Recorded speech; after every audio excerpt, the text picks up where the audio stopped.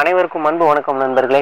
இன்னைக்கு இந்த பதிவில் நம்ம என்ன பார்க்க இருக்கிறோம் அப்படின்னா, திருநெல்வேலி சந்திப்பில் நடைபெற்று வர்ற மறுசீரமைப்பு பணிகள், அப்புறம் 2வது அகல ரயில் பாதையை கொண்டு வந்து இணைக்கிற பணிகளை பற்றி தான் பார்க்க இருக்கிறோம்.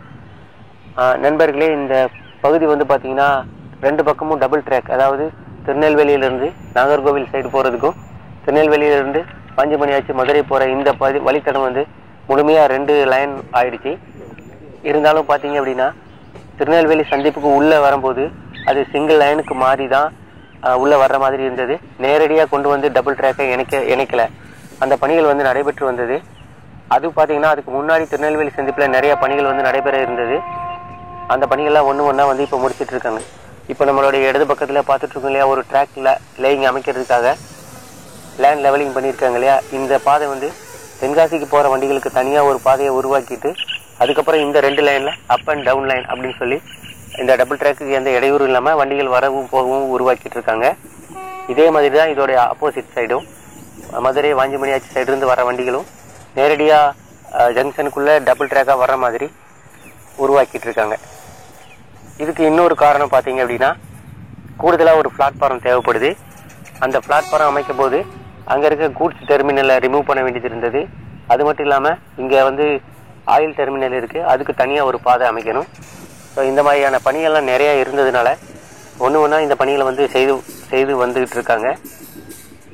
இதில் முதல் கட்டமாக பார்த்தீங்கன்னா 6வது பிளாட்ஃபார்ம் வந்து அமைக்கிறதுக்கான பணிகள் தான் இப்போ மும்முரமாக ஈடுபட்டு இருக்காங்க.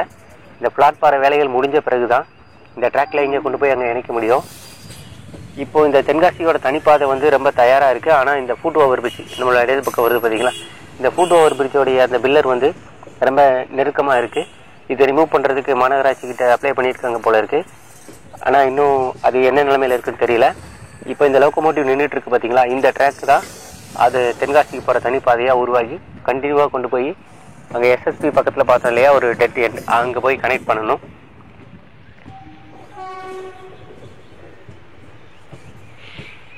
இப்போ இந்த திருச்செந்தூர் வண்டிகளை பற்றி ஏற்கனவே உங்களுக்கு தெரியும். திருச்செந்தூர் போகிற வண்டிகள் வந்து இங்கே இருக்கிற டவுன் லைனை மட்டுமே பயன்படுத்தி தாமிரபரணி ஆற்றுக்கு அந்த பக்கம் இடதுபுறமாக பிரிஞ்சு போயிடும். இதையும் அப் லைன் டவுன் லைன் கொண்டு வராமல் இந்த ஒரே லைனில் வந்து போகிற மாதிரி பிளான் பண்ணிட்டாங்க. ஏன்னா 2 கிலோமீட்டர் தூரத்தில் ஒரு லூப் லைன் அமைச்சு அதுக்கு சிக்னல்னு ரொம்ப ரிஸ்க் எடுக்க வேண்டான்னு இந்த மாதிரி பண்ணிட்டாங்க. ஸோ இருந்தாலும் இது வந்து வேகமாக உள்ளே வர்றதுனால எந்த இடையூறும் இருக்காது. ஆனால் தென்காசிக்கு போகிற வண்டிகள் அந்த மாதிரி கிடையாது. ஏன்னா இது வந்து அப் லைனில் வர்ற வண்டிகளுக்கு நேர் எதிராக போய் தான் திரும்பி போகிற மாதிரி இருக்கும். அதனால் அதுக்கு தனியான பாதை அமைக்க வேண்டியது அவசியம். 6வது பிளாட்ஃபார்ம் இப்போ பார்த்துக்கிட்டிங்கன்னா அந்த பிளாட்ஃபார்த்தோடைய அளவுக்கு காங்கிரீட் சோரை உயரமாக்கிட்டாங்க, மண்ணையும் அந்த பக்கம் நிறச்சிட்டாங்க. கூடிய சீக்கிரமே இந்த ட்ராக் லைன் வந்து அலைன்மெண்ட் பண்ணிடுவாங்க. ஸோ அதாவது அதை நேராக உருவாக்கிட்டாங்க அப்படின்னா இந்த பிளாட்ஃபார்ம் வந்து ரெடி ஆகிடும். பிளாட்ஃபார்ம் ரெடியான பிறகு தான் ட்ராக்கை கொண்டு வந்து இணைக்கிற மாதிரி இருக்கும்.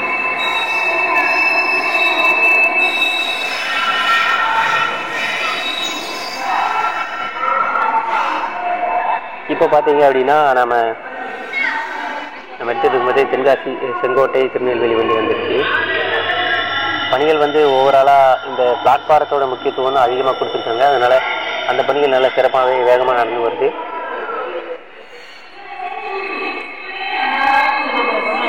இப்போ பார்த்தீங்க அப்படின்னா நம்ம வந்து பிட் லைனில், அதாவது மதுரை வாஞ்சிமணியாச்சி சைடுலேருந்து வர ட்ராக் கொண்டு வந்து இணைக்கிற பணிகளை பற்றி பார்க்கலாம். இதில் என்ன ஒரு ப்ராப்ளம் அப்படின்னு கேட்டிங்கன்னா, இப்போ இருக்கிற டவுன் லைன், அதாவது வாஞ்சிமணியாச்சி மதுரையிலேருந்து வருது இல்லையா வண்டி, அந்த வண்டிகள் நேரடியாக ஒரு ட்ராக்கில் வந்தது அப்படின்னா அது நேராக பிட் லைனுக்குள்ளே போகிற மாதிரி தான் அந்த ட்ராக் வந்து இருக்குது. அதனால் பார்த்தீங்கன்னா அது அங்கே ஹோம் சிக்னலுக்கு முன்னாடி வெயிட் பண்ணி அதுக்கப்புறம் சிக்னல் கிடைச்ச பிறகு தான் உள்ளே மாறி வர்ற மாதிரி இருக்கும். அந்த நிலைமையை சரி பண்ணுறதுக்காக தான் பிட் லைனுக்கு போகிறதுக்கு தனியாக ஒரு ட்ராக் லைன் அமைக்கிறாங்க இந்த பக்கமும். அதை பற்றின காட்சிகளை நீங்கள் விரிவாக பார்க்கலாம். தேங்க்ஸ் ஃபார் வாட்சிங் ஃப்ரெண்ட்ஸ். இந்த வீடியோ உங்களுக்கு பயனுள்ளதாக இருக்கும்னு நினைக்கிறேன். மீண்டும் ஒரு பதிவில் சந்திக்கலாம். நன்றி, வணக்கம்.